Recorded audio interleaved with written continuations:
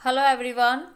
आज हम BCom semester 1 statistic में जो चैप्टर नंबर 1 की पिछली बार हमने जिसके थ्योरी देखी थी, आज हम उसके प्रैक्टिकल सम जो है वो करने वाले हैं। तो यहाँ पे आज हम पहले ये सम लेने वाले हैं, सम नंबर 16। उसकी डिटेल्स जो है वो हमें दी हुई है। ये है हमारा फर्स्ट चैप्टर स्टैटिस्टिक में बीकॉम सेमेस्टर 1 के स्टूडेंट्स के लिए। चैप्टर का नाम है लाइनर कोरिलेशन, सम नंबर 16 और पेज नंबर 35 पे उसकी डिटेल्स है। डिटेल्स हमें ऐसे दी है, the rank in the statistic and accountancy of 10 students are given in brackets, find the rank correlation coefficient. यहाँ पे हमें स्टैटिस्टिक एंड अकाउंटेंसी के 10 स्टूडेंट्स जो है उनकी डेटा हमें दिए हुए हैं और इस डेटा के बेस पे हमें को रिलेशंस जो है वो ढूंढने हैं और ब्रैकेट में हमें सारे डेटा दिए हैं। जो पहला डिजिट है उसको हम x कंसिडर करेंगे और सेकंड डिजिट जो है उसको हम y कंसिडर करेंगे।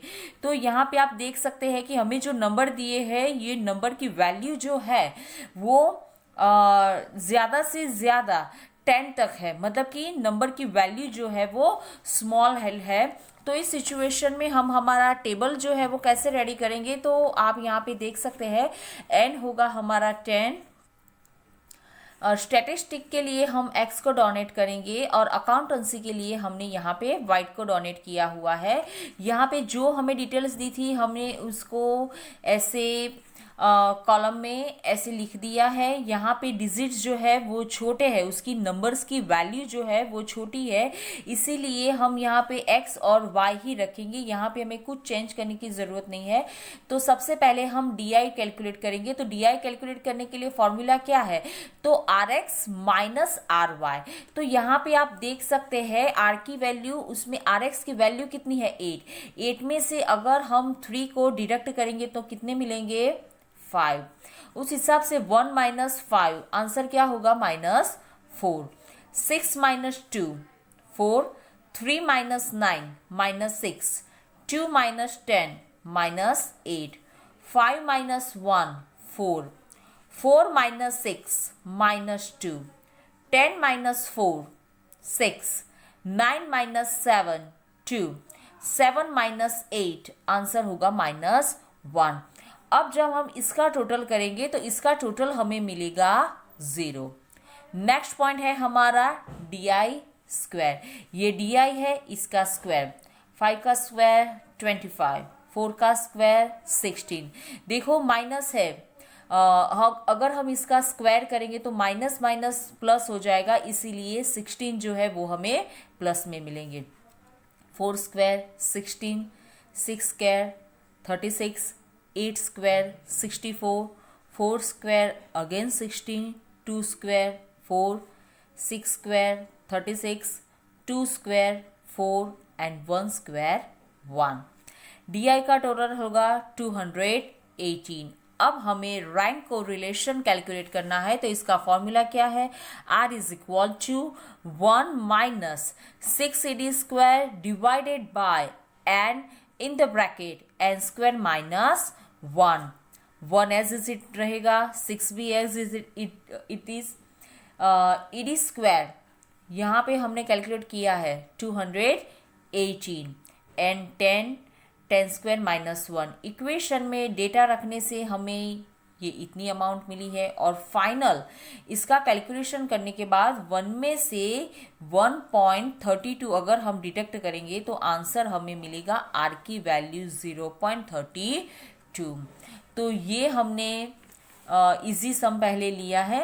अब एक नेक्स्ट ट्रांजेक्शन वाला एक एक्स्ट्रा सम अब हम लेंगे, तो उसके लिए अब हम लेंगे सम नंबर 18। सम नंबर 18 की डिटेल्स यहाँ पे है, आप देख सकते हैं कि find the rank correlation and coefficient from the following data. x की वैल्यू, y की वैल्यू 36, 56, 20, 64, 42, 33, 44, 50, 15, 60। यहाँ पे 50, 35, 70, 25, 58, 75, 60, 45, 80 एंड 30। अब आप देख सकते हैं कि हमने जो पहला सम लिया उसमें जो डिजिट के नंबर थे, नंबर की वैल्यू जो थी वो क्या थी, ज़्यादा से ज़्यादा 10 थी।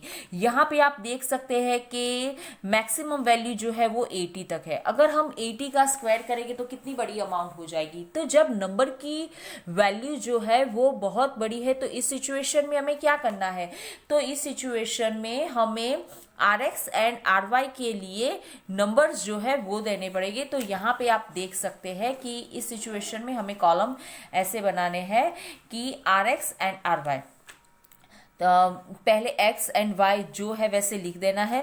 अब जाके क्या करना है, इसको छोटे डिजिट में हमें कन्वर्ट करना है, छोटी वैल्यू इसकी बनानी है।